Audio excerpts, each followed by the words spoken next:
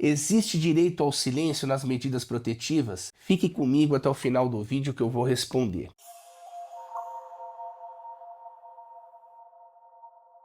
Sejam bem-vindos ao canal Lei Maria da Penha em Foco, sou Júlio Konkowski e no vídeo de hoje respondo como o silêncio pode atrapalhar a sua defesa, atrapalhar a sua estratégia no âmbito das medidas protetivas. Fique com a gente até o final desse vídeo.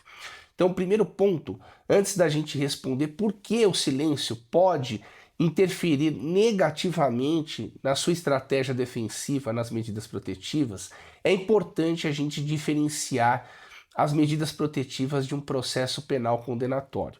Primeiro ponto, as medidas protetivas, elas são cautelares, medidas de urgência satisfativa. Então, hoje, com a alteração da Lei 14.990 de 2023, consagrando aqui o entendimento da jurisprudência, as medidas protetivas deixaram de ser cautelares criminais e passaram a ser medidas de urgência civil satisfativas. Primeiro ponto é esse. Segundo ponto, as medidas protetivas, elas se diferenciam do processo criminal porque, ao contrário do processo criminal, nas protetivas não tem uma denúncia formal formulada pelo Ministério Público. Esse é um ponto.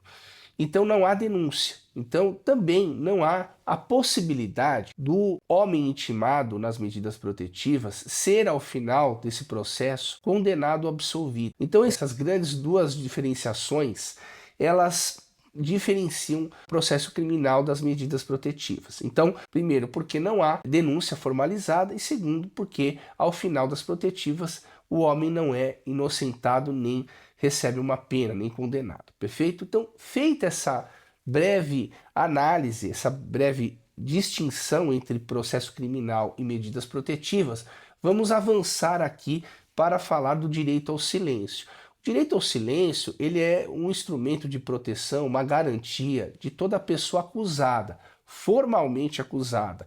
Então ela só se aplica lá no processo criminal, porque é lá que se desenvolve toda a acusação com potencial de uma pena institucional contra o acusado, perfeito? Então o acusado lá no processo criminal, e aí você inclui também a investigação, o inquérito, ele pode, através da sua estratégia, ficar em silêncio como uma estratégia defensiva, perfeito?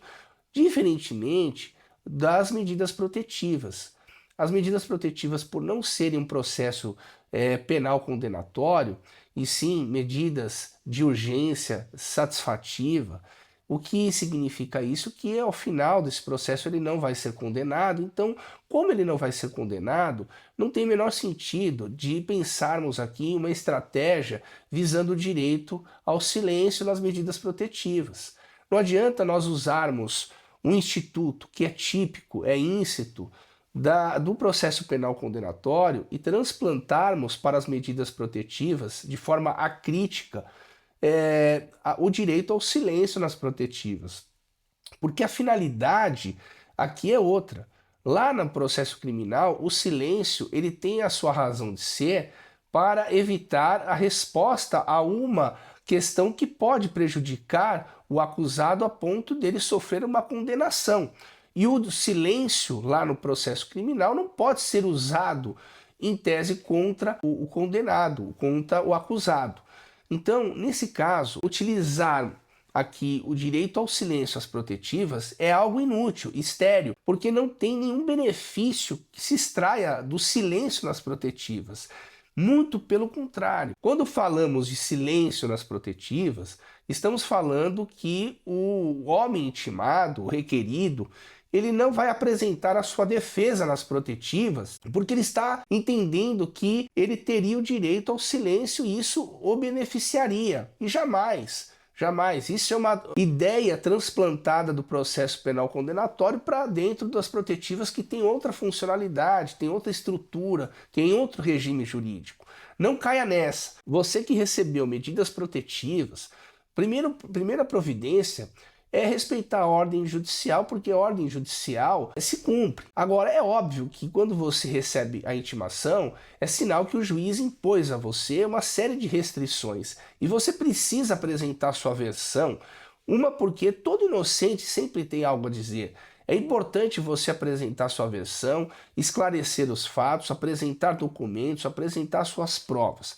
E outro fundamento é que nas protetivas, quanto mais tempo você deixa de apresentar sua defesa, mais difícil fica na sua revogação.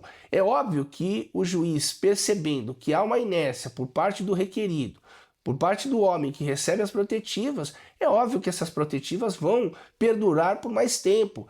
A defesa nas protetivas ela é muito importante para mostrar resistência, para mostrar que você está inconformado. Quando você se conforma pela sua omissão, não apresentando defesa alguma, significa que você indiretamente, intuitivamente, está aceitando aquelas restrições. E aqui eu ponho um outro ponto importante que eu trago de forma pioneira. Meu escritório pensou nisso de uma forma pioneira. Nosso canal não é simplesmente uma descrição, né, do que é a lei. Nós trazemos muito conteúdo crítico para o aperfeiçoamento da lei. Um dos motivos de você apresentar a sua defesa, a sua versão, é criar um registro histórico, porque lá na frente, você, em relação à sua família, com seus filhos, enfim, vão perguntar para você, olha, o papai teve uma medida protetiva solicitada pela mamãe e não apresentou defesa. Então, para os seus familiares mais próximos, a sua omissão, a falta de defesa, pode acarretar um sintoma, né? Uma ideia de que você assumiu culpa. E eu entendo a defesa da Lei Maria da Penha nas medidas protetivas não só como um objetivo de revogar as protetivas, mas criar uma narrativa histórica, um registro histórico da sua resistência para isso ficar documentado, porque caso esse assunto seja aventado na sua família ou na família da sua ex lá no futuro, você vai ter como rebater e dizer ao tempo daquela medida protetiva eu apresentei a minha defesa. Então a defesa é muito importante não só para revogar, mas para formar um registro histórico. E esse ponto do registro histórico ele é trazido de forma pioneira pelo meu escritório, pelo nosso canal Lei Maria da Penha em Foco, perfeito? Então aqui é muito importante essa distinção de não trazermos aqui um transplante acrítico das garantias do processo penal para dentro das medidas protetivas, porque as protetivas têm outra funcionalidade e não se aplica aqui o direito ao silêncio, as garantias do direito ao silêncio, perfeito? Então, se esse vídeo fez sentido para você, compartilhe ele, dê o seu like, junte-se a nós, porque aqui é No Fio do Bigode, e lembrem-se, respeitem as mulheres.